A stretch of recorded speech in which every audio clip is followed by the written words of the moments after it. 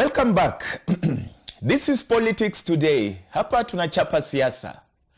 My name is Jonah Simba and my guest is none other than Elizabeth Michael. na sauti. Elizabeth Michael. Na sauti. Hey, Jonah. Elizabeth Michael. Sauti yangu sio youthful. Elizabeth Michael. Yeah. Mwana youth kutoka na Kenya. Yes. Mrengo wa Azimio. Yes. Okay. How is mama? She's okay. From All right. last I checked, yeah.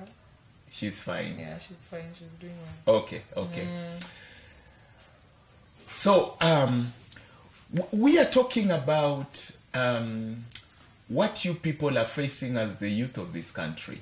Na si mchezo. Si mchezo. By the, are you, okay, you know right now, there are some youths in the north that are not sleeping well. I don't know if other youths are aware. Unajua hapa Nairobi watu wamelala tu. But kuna youth mahali fulani saa hizi. So unajua sasa kenye ninasema somewhere in Turkana, West Pokot. North Rift? Yes. Yeah. Ni story gani huko sasa hiyo inaendelea?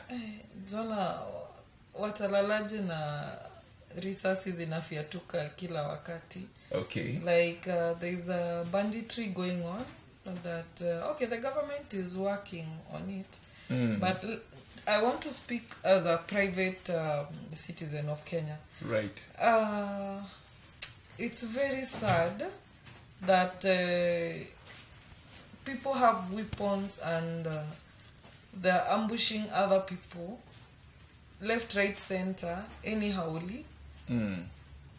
To the extent that now we have no reason to have like they have no reason to like even spare women and children.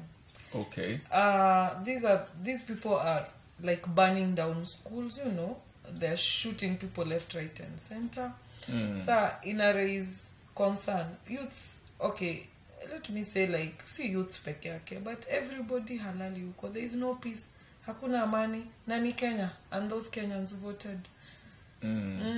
But they have got no peace whatsoever at all. So but instead now, of these people are coming to steal animals as a show of probably achieving or going, like I said, like to show that you have gone through a rite of passage, you know. Can something be done by the government so that we have proper rites of passage? Not these but surely, backwardness surely, rites of passage. Surely, your freedom ends where my freedom begins. Yes. You don't have to steal my cow for you to feel like you've made it. Well, yeah, I don't have to steal your cow and take it at gunpoint. Yes. And many times at the expense of your life, for you to feel like kume, you know. But Jonah, that is what is happening because of yes, let me say traditions or ways of life that have not been looked at to embrace change, you know. So if something can be done about it, is it like public education and probably beefing up security in those places? I don't think this thing would be happening now today, Jonah, because it's been there for like 30 plus years, Jonah. These people have sophisticated weapons, you know, better weapons than those of the police, and we expect the police to protect us. How? These are the same police who are taking their new recruits. By the way, most of them are new recruits. Umepewa AK-47. Someone has was it this nini? Was it there's this gun that is very powerful. When I heard, I'm not conversant with guns, but it's very powerful. Then you send someone with a gun. For example, if this one shoots one round, the other one, the one with the bandit releases 1,000 bullets. And then you expect that person to protect the mwananchi there. So it's also a challenge. I don't want to blame the police. You know, I want to support them, but I want the government to give them more support to add more police so that this thing can come to an end once and for all, unless someone there has a hand in it. When you fan what team gani? Arsenal, Man U, Chelsea, or you're not there? Many Arsenali. Thank you, because I'm also Arsenal.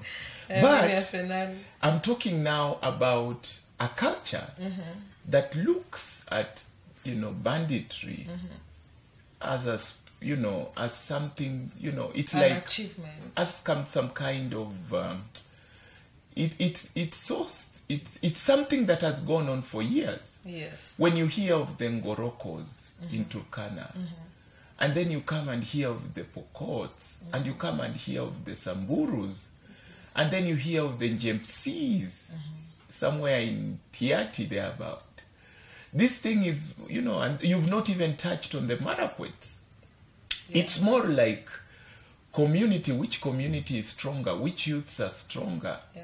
It's some kind of rivalry that needs to be stopped. And I think I agree when somebody says education is the key. Yes.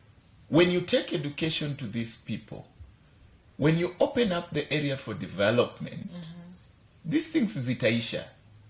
True, Jonah. Because these people, all they know is, ng'ombe. But when you bring them something else, yes, you can make money out of an M-Pesa shop. True. Yeah, Jonah, that's a very good point. Yes. Because they need to know that wealth can be acquired through other means. For example, these people can be taken to school so that they know they don't have to survive in that region only through fighting, I call them a culture that has been overtaken by time. They want to, not they want to, but what is happening is they have to, like, you feel like it's known there that you are wealthy when you own a certain or a big large a herd of cows, for example. While that one you could have that large sum of cows in money terms, monetary terms. Yes. So they need to be educated through such that you can know that you can own property and be wealthy. You can go to school. You can create jobs. You can employ. You can be employed. You can provide for your family. You can marry not by being a cattle rustler. There are so many things that the government needs to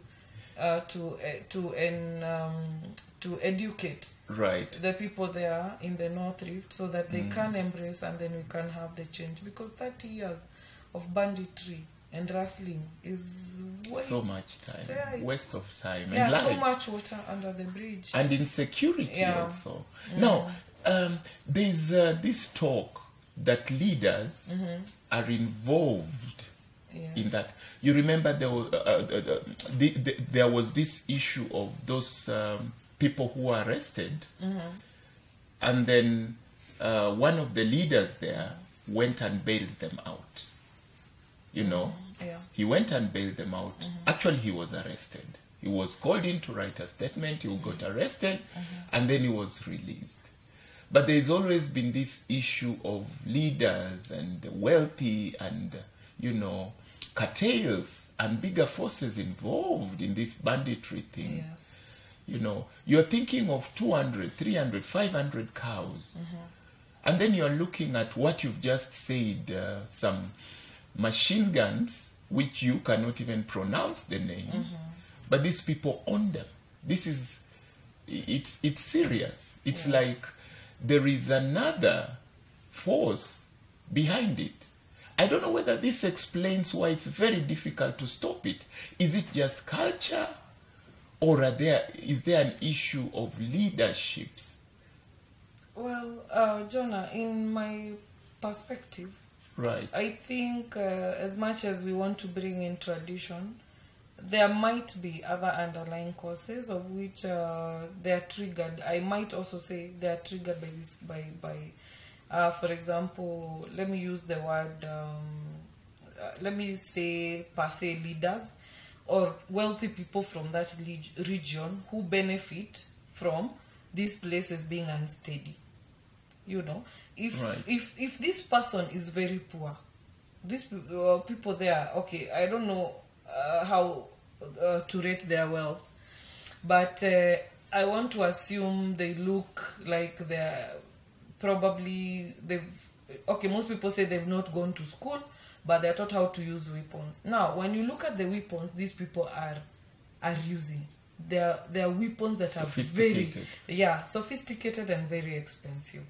You know, so how are they able to acquire like such a gun that even the government cannot give its own police? You know, how wanatoa wapi kama zetu ziko kwa budget na polisi wanapewa, lakini wale wako nazo wanatoa wapi? They are not in the budget. Who gives them? Who wants this and instability so that he can benefit? One, is it that he's benefiting from the war, the rustling, the banditry, so that he is able to keep selling the guns? You know, yeah, that is my point of view. And the biggest thing I would think that is being fired up so that that person can be able to do or continue with the business of selling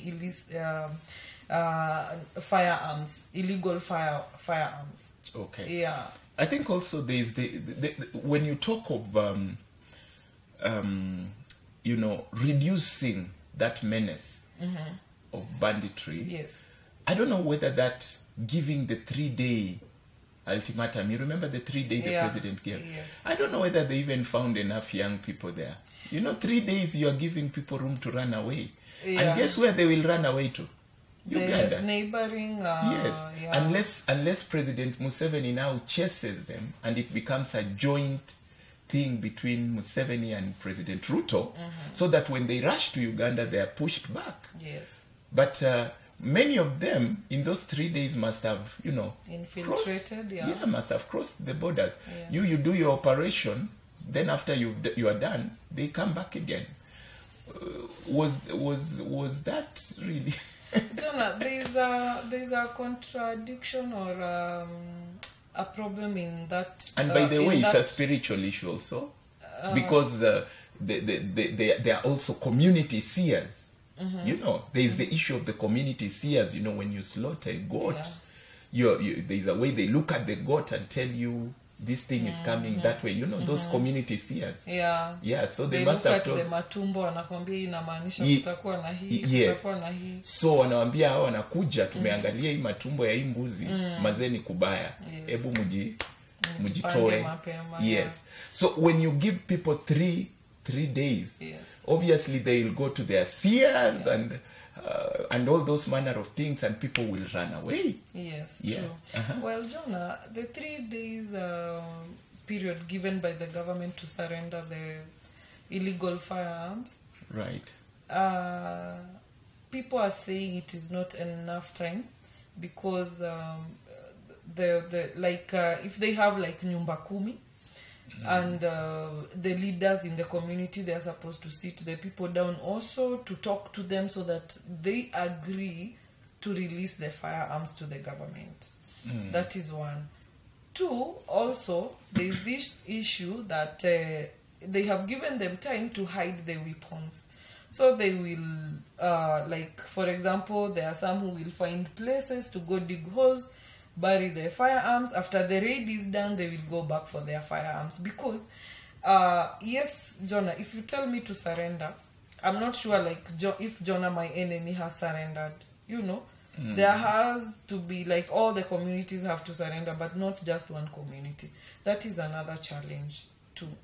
3, when you say umepewa 3 days, these people will run away from where raids will be done. For example, if we are doing raids at point A, so the neighboring, actually there was a concern and a complaint about neighboring counties like Marsabit where there is no rustling and banditry. So if there are raids here, so these rustlers will run away from Kainuk. Now they infiltrate these other counties. And now they start rustling there. So the government has to ensure that there is something like geofencing so that these people are not able to infiltrate the neighboring and cause chaos. Now, it might even go wider than they're supposed to prevent and make it, iishe. Don't you think?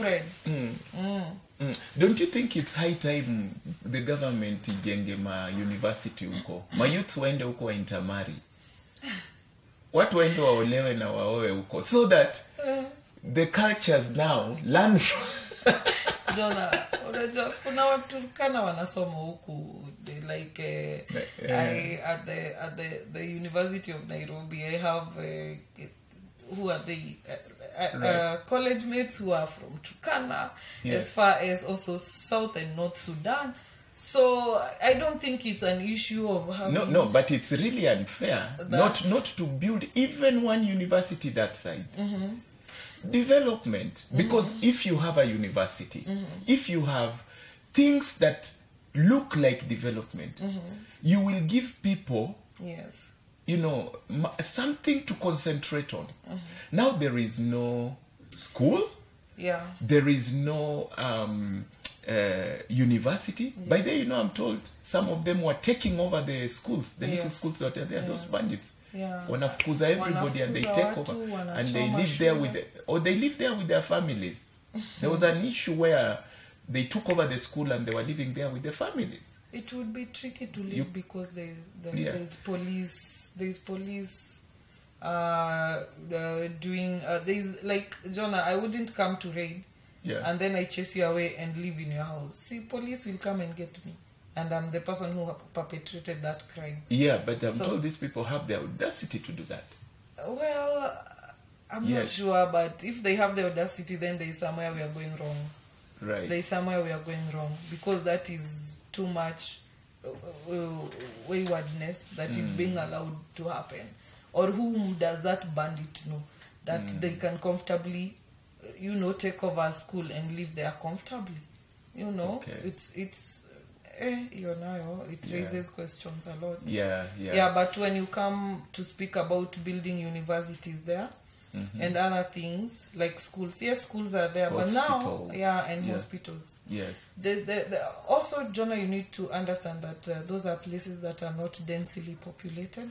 They are sparsely populated, and but they have a right to those facilities. No, I'm not refusing, but those people are nomads. They keep migrating, for pasture reasons. Yes. And when this happens, there is also borders that are porous there, and there is a lot of insecurity. I think some few years ago, you saw the issue for Garissa, where students were shot at the university. Okay. When the years that followed, because there is no security still, ama huwa tunaweka security and then tuna relax. Si watoto walikufa Garissa. Okay. Wale walikuwa wanajificha wanakula lotion kwa wardrobes za shule. You remember that saga? So also what followed after that, mtoto wako akito ile university kwa Turkana mali kuna bandits. Watafutia transfer. So it's a challenge. You do a white elephant, kind of thing. I'm imagining somebody's child in Nairobi being called to a national school somewhere in a bandit-stricken area. Yes. They would obviously feel very strange for now. Yes. But these things may change.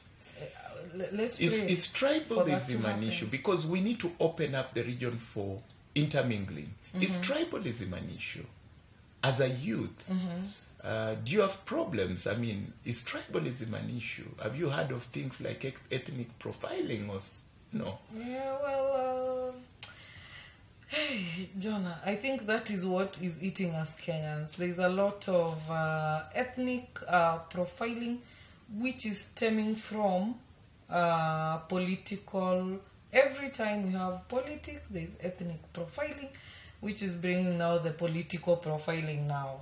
There is a lot of it happening in, I don't want to mention the counties, but there is a lot of tribalism happening, which is affecting us, especially when it comes to business. So counties that are supposed to be or have developed way further have gone down, because every political season people have to move, carry their things, move. So I cannot invest permanently knowing that at the end of 5 years my property might be burned down, unaona, might be destroyed, things might be stolen, such things. So for that reason and many more, we still find that ethnic profiling and political also profiling is happening, especially where ukienda mashambani kule ndani. For example, if this is a county that has tribe A, unapata sasa tribe B haipewi licenses, unaona, inafukuzwa soko, unaona, wanapatia tribe A yenye ni ya watu wa huko. So there is that which is happening at a very high scale. Yeah, and I don't know how we will end that. Okay, but it is happening. It is happening a lot, yes. But ethnic profiling is a crime. Well, Jonah, huwezi force mtu apende a certain tribe. Okay.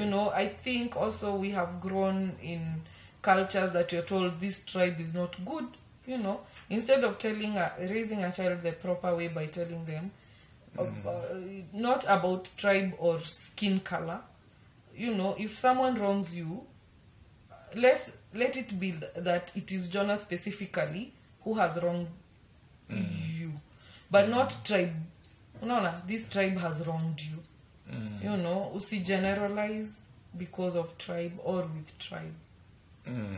That's where now the problem comes in. Unasikia sasa kuna hiyo stigmatization na already formed opinions that this tribe is the one that does this. And we also have people from other tribes who do ABCD and others who do ABCD. Let us look at someone as an individual, not as a tribe. I'm hearing you talk as a youth, and I think there is a disconnect. Because there is a lot of prayerfulness at the moment. We've just spoken about Ash Wednesday. Yes. We've spoken about prayers. There were all manner of prayers, but then there was one called by Reverend Mark Karaoke. You heard about that? There was another one in Nyayo Stadium. Did Raila call prayers somewhere? Yeah, yes. Yes. And he called people to pray along. Yes. So there's a lot of prayer, but it means there's a disconnect. You see, when you have prophets, pastors, sheikhs, priests, when you have a lot of strong people like that, but then you have a problem with the kings, the administrators, there's a disconnect. A big one, yes. It means there is a disconnect between the pulpit and the ground.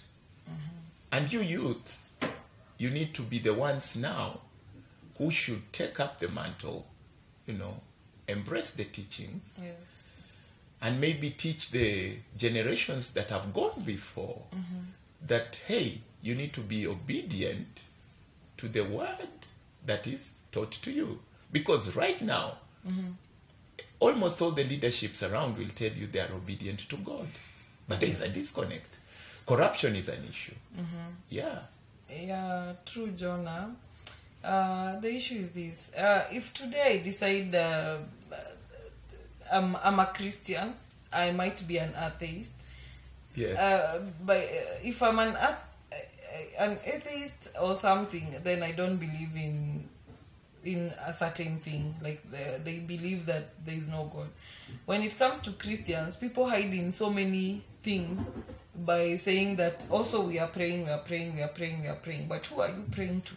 And when it comes to saying that the youth should take the mantle, sometimes unezambia youth, please obey.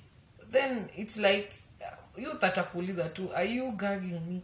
I'm supposed to speak if I'm being oppressed. It's not, the youth of today is outspoken, Jonah. If something is wrong, kitambo ilikuwa, you have to respect and obey without question. But nowadays, youth anaambia an older person, no, this is wrong. And actually, sometimes it is wrong. So long as you put it to the older person in the right way. You don't have to, disrespect that person when you are passing that message. You see? So, yes, there is that disconnect. I don't know how we are going to bridge that gap. Because already the church has been infiltrated na politics. So, inakuwa, it's a big challenge. Because now we don't know which which churches are I think true to religion and which ones are in business. Because there are some that are in business. Right. Yes. I think Jesus should come and tell us now. Oh, and when he comes yes. back, he will whip us the way he whipped people who are Yeah. doing business in the church. Yes, because Yes. all of us seem to be doing things in his name. So we are all confused because who knows who is doing the right thing. And Raila complained. You heard Raila saying, "Hii kila mahali unaenda maombi, maombi." Yes. Well, but we need prayers. in 2 minutes, Jonah. When you okay. In 2 minutes, yes, it is true, because I think he has also seen that the current, let me say, the current government is using prayer or church, to, what is it called? It's hiding in it so that the wrongs, their wrongs and they're not delivering. Is ni kama tunaomba ati, someone was saying ati tunaomba aje while we are supposed to be asking God to please bring rain, and we get rain. But now this same government inajificha, instead of it doing its job, expect Mungu afanye miracle. How is God supposed to do a miracle to us who are not helping ourselves? Wanna get? So that's the tricky part of it. You are hiding in prayer so that in church so that you hide your mistakes. While yes, it's not wrong to pray. I don't judge them. Did you see that prayer by Prophet Owor? No, Okay, that one. because many people have been praying. Yeah, many people have been praying. I remember the one by Mark Kariuki. Is all manner of prophets and priests. And sheikhs and all manner of spiritual leaders, have been praying. Yeah, well, let's Yes. pray for a better Kenya. Yes, Jonah. we need prayers. Yeah, yes, we do. Penye In fact, tumefika. divine intervention, like I always say. Yes, Yeah, so that we stop heading south. penye tumefika. We need the prayers, but the prayers need to affect us. Yes, they do. Very. Positively. Positively, yes. Yes, it's true, Jonah. We need divine intervention, and when the divinity comes, let's see change. Let's see change towards a better Kenya. Yes. That's okay. Can you believe it? We are done. Our time is gone. Yeah. Wow. Yeah. So many things to talk about. Yeah. Do we see you again next week to talk a little bit more, right? Yeah, God willing. Yes. Thank you also for inviting me again. Yeah. So Yes. karibu tuchape siasa tena. Sawa sawa. Viewers, this has been Politics Today. See you next week on the Treasures of Life show. Bye.